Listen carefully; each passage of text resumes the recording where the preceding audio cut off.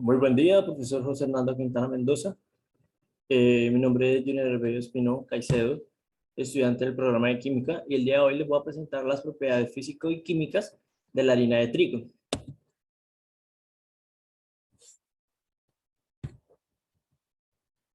La dureza.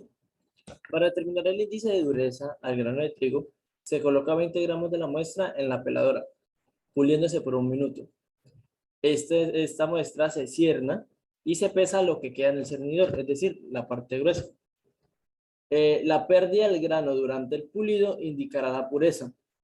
El porcentaje de dureza se calcula de la siguiente manera. El porcentaje de dureza es igual al peso inicial de la muestra menos el peso final de la muestra sobre el peso inicial de la muestra multiplicado por 100. Entonces, en este caso se utilizaron 20 gramos de la muestra inicial. La muestra luego de ser pasada por el cernidor fue de 15,80. Entonces lo que haremos es que aplicaremos la fórmula y sería peso inicial 20 gramos, 20,00 gramos, menos 15,80 sobre 20,00 gramos por 100. Y esto nos dará un resultado del 21,21% de dureza. El gluten húmedo. Para la obtención del valor del gluten húmedo, se pesa 500 gramos de harina, se añadió gota a gota una solución de cloruro de sodio al 2%, se amasó en el mortero hasta obtener una buena masa, se reposó por 5 minutos, se lavó con agua por 8 minutos para quitar el almidón. Para evitar que se pierdan partículas de gluten, se coloca un tamiz en la parte de abajo.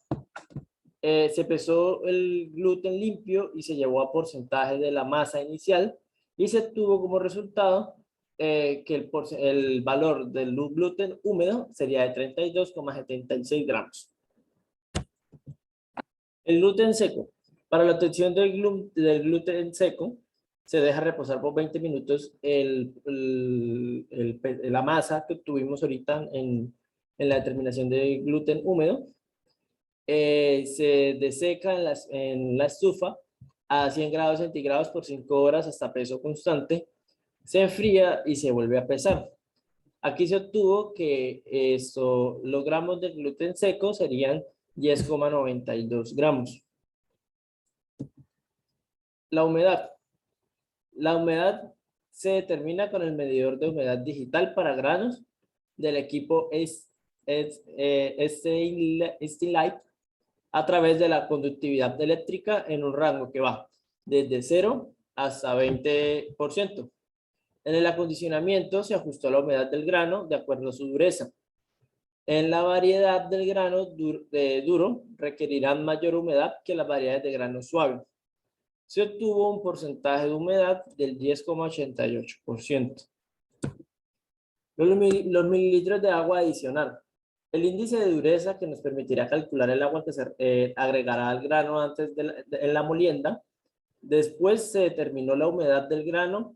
La cantidad de agua a añadir se calculó con la siguiente fórmula. Entonces, los mililitros de agua adicional es igual a 100 que resta el porcentaje de humedad inicial sobre 100 que resta el porcentaje de humedad requerida menos 1. Y esto multiplicado por el peso de la muestra. Utilizamos el valor de porcentaje de humedad previamente hallado y el porcentaje de humedad requerida va a ser de 16% y se va a reemplazar los valores. Entonces, mililitros de agua adicional va a ser de 100 menos 10,88 sobre 100 menos 16,00. Esto restado en 1, multiplicado por 100 gramos de la muestra, y vamos a obtener que los mililitros de agua adicional a nuestra harina de trigo va a ser de 60,95 mililitros. El color. La determinación del color se realizó empleando un espectrofonómetro de lectura directa, el cual mide la refracción relativa de la muestra y se basa en el principio de registrar la luz absorbida por el color negro o la reflejada. El estudio preliminar para evaluar el color del grano consistió en manejar los 4 aspectos del aparato variando sus discos de calibración. Este proceso se realizó por separado en cada uno de los espectros, para obtener respuestas del porcentaje de reflectancia relativa alrededor del punto medio en cada uno de ellos. Las determinaciones se realizaron por muestras de grano entero, como en sus harinas. Para realizarlo se siguió la técnica recomendada por el diseñador. Con este estudio se determinó que el color de la harina es blanco, aunque se puede tornar un crema muy suave. El pH. Para determinar el pH se utiliza una relación de agua y harina que es 1:10, entonces sería por cada parte de harina se van a agregar 10 partes de agua, que se midió con un potenciómetro previamente calibrado con una solución buffer de pH 7 a 24 grados centígrados. Y obtuvimos que el pH de la harina es de 6,8. La acidez. En la determinación de acidez se utilizaron 20 gramos de harina como muestra. Se le añadieron 50 mililitros de tolueno, se agitó durante 30 mililitros y se dejó reposar por 10 minutos. Después se filtró y se colectaron 25 mililitros de sobrenadante, que se mezclaron con 25 mililitros de alcohol fenolftaleína al 0,04%. Finalmente se tituló con KOH al 0,01 normal y el resultado se expresó como miligramos de KOH requeridos para neutralizar ácidos grases en 100 gramos de muestra en base seca. La proteína. Para determinar el porcentaje o la cantidad de proteína, vamos a pesar 1 gramo de la muestra perfectamente molida y homogenizada. La vamos a introducir en un tubo de digestión y vamos a añadir al tubo como muestra 5 gramos de catalizador Quegendal, 10 mililitros de ácido sulfúrico al 95 o 98, entre el 95 y el 98%, y se van a colocar los tubos de digestión en las muestras del bloc Diges con el recolector de humos funcionando. La realización de digestión a una temperatura de 400 grados centígrados y un tiempo de 30 minutos, se deja enfriar la muestra a temperatura ambiente.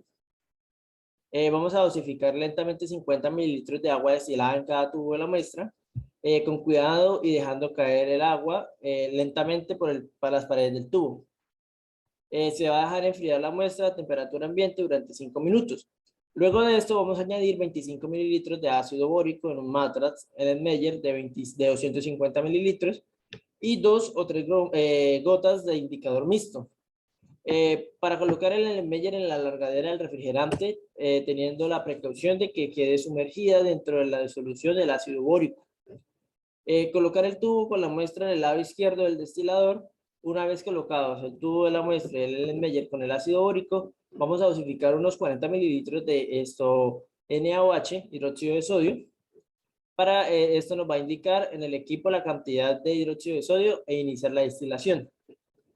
La destilación debe prolongarse el tiempo suficiente para que se destile un mínimo de 150 mililitros, aproximadamente de 5 a 10 minutos.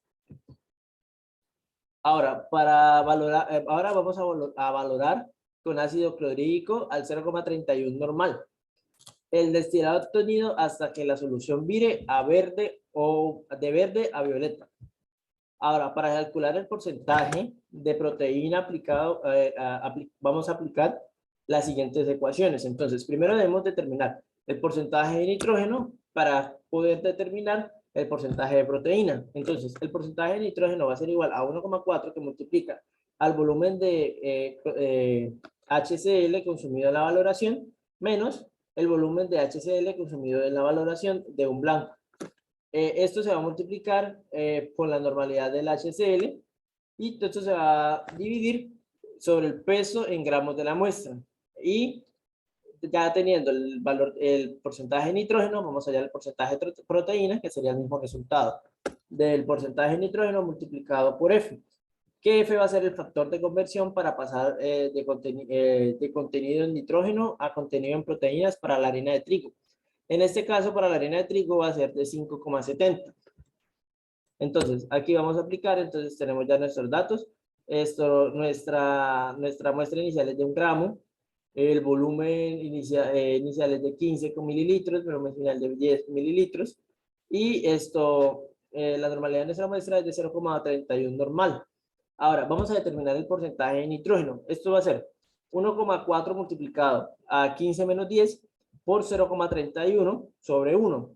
Esto nos va a dar como resultado un 2,17% de nitrógeno.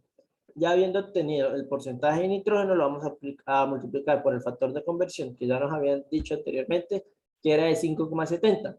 A multiplicarlo obtenemos 12,37% de proteína presente en la harina de trigo. Determinación de cenizas.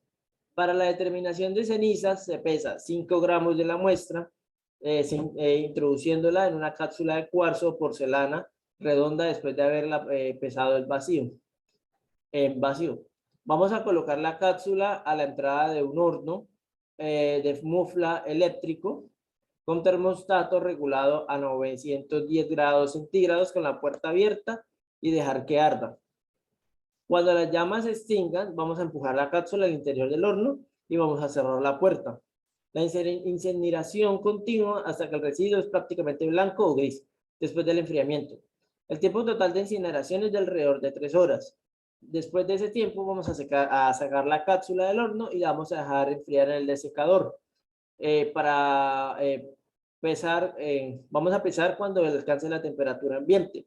Después de haber pesado nuestra muestra, se obtuvieron que 0,650 gramos sobre cada 100 gramos de cenizas fue lo que se obtuvo. Los carbohidratos. Los carbohidratos, según el Servicio Agrícola en el extranjero o en sus siglas USDA, la harina de trigo tiene 76 gramos de carbohidratos en cada 100 gramos de harina de trigo. Para el proceso de producción, entonces vamos a aplicar los siguientes pasos. El primero va a ser el almacenamiento. Los lugares donde se almacena el trigo son silos y depósitos de cereales. Las condiciones de almacenamiento, como humedad, temperatura, entre otras, influyen en el posible desarrollo de microorganismos.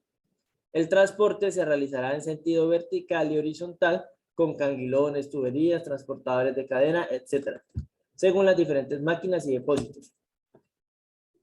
Segundo paso, la limpieza. La limpieza del trigo consiste en la separación de materiales extraños, como otros tipos de semillas, tierras, piedras, paja, etc. Para ello se utiliza maquinaria para la separación de impurezas, como puede ser con una aspiradora llamada tarara, escribas horizontales, deschinadoras, separadores de centrífugos y magnéticos, cepilladoras y despuntadoras. El acondicionamiento consiste en adicionar al cereal una determinada cantidad de agua en función de su temperatura y humedad inicial, de forma que se aumente uniformemente su humedad para mejorar su comportamiento técnico en la molienda.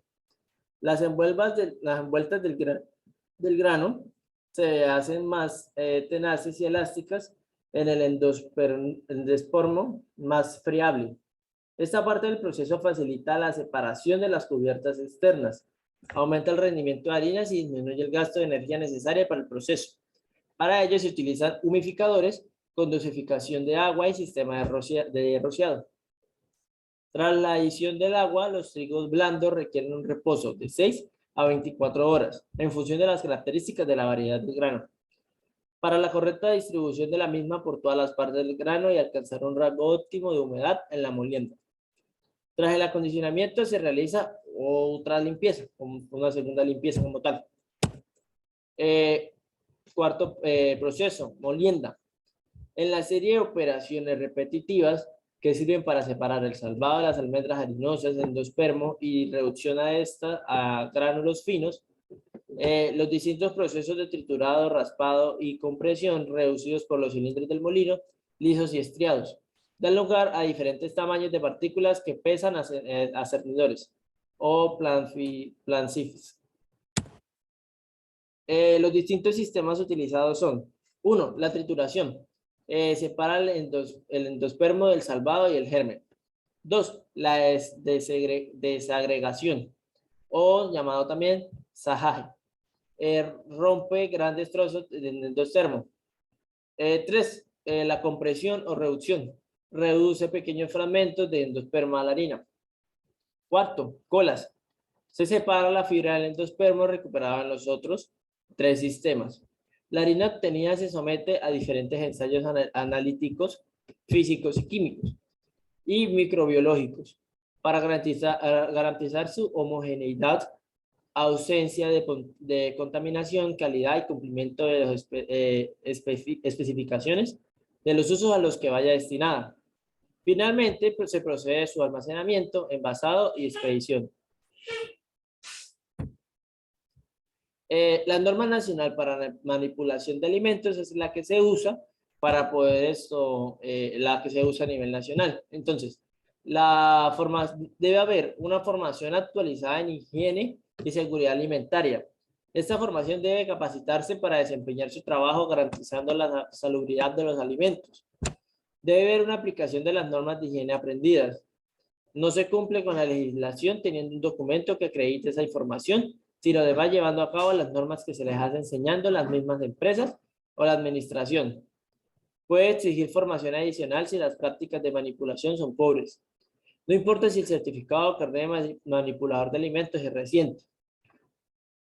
Otro sería un elevado grado de aseo personal. Es necesario llevar indumentaria de trabajo limpia y ponerse especialmente cuidado en la higiene de las manos, las uñas, la nariz, la boca, el pelo y la piel. Norma internacional para manipulación de alimentos. Para la norma internacional se usa una norma llamada ISO 22000 o 22000. Establece los requisitos para cualquier organización de la cadena alimentaria y tiene por objetivo garantizar que no haya eslabones débiles en la cadena de suministro de alimentos. La norma ISO 22000, desde su publicación en septiembre del 2005, ha sido bien recibida por la industria alimentaria y está claramente convirtiéndose en un estándar mundial a tener en cuenta. Es una verdadera respuesta a responsabilidad conjunta involucrada a todos los responsables de la seguridad de la elaboración de alimentos, y esta es la única forma de dar garantía a los consumidores. La ISO 22000 da un enfoque a medidas de la seguridad alimentaria. El estándar ISO 22000 ha sido diseñado con flexibilidad para permitir un enfoque a medida de la seguridad de la alimentación, cubriendo todos los segmentos de la cadena alimentaria. Esta normativa no establece los mismos requerimientos para todos, ya que las normas y procedimientos requeridos para áreas de alto riesgo de un sector de la alimentación puede ser apropiado para otros. Por esta razón, a diferencia de otros esquemas, la norma no se limita a proporcionar un checklist de cumplimientos. Si una empresa desea obtener un certificado de acuerdo a la norma ISO 22000, es necesario que realice una vigilancia a las leyes propias del mercado laboral y exportación, así como las especificaciones y requerimientos de sus clientes. De este modo, la normativa ISO 22000 requiere la adaptación específica a las necesidades de la industria de cada tipo de producto alimenticio. La ISO 22000 tiene unos pasos para su implementación. La norma ISO 22000 sigue la lógica establecida por otras normas como la ISO 9001 o ISO 14001 en los pasos y acciones de bases para el establecimiento de un sistema de gestión de seguridad o inocuidad de los alimentos. Entonces acá tenemos un esquema que nos lo explica. Entonces dice análisis inicial, mirar las necesidades, expectativas y especificaciones de los clientes. Los requisitos legales. Entonces sería identificar los requisitos legales y requisitos legales aplicables y su cumplimiento. La política. Definición a una política de cumplimiento basada en objetivos medibles. La planificación. Acción de recursos necesarios para el cumplimiento de los objetivos. Y vamos a utilizar el análisis individual de los resultados obtenidos, el informe del análisis de los resultados en su conjunto y un plan de mejora, medidas y plan de mejoras. Aquí tenemos nuestras 5 fuentes bibliográficas. Bueno, 6, porque eran 5, pero usamos una de más. Y eso sería todo. Muchísimas gracias por su atención. Espero haya sido de su agrado y esperamos vernos en una próxima oportunidad.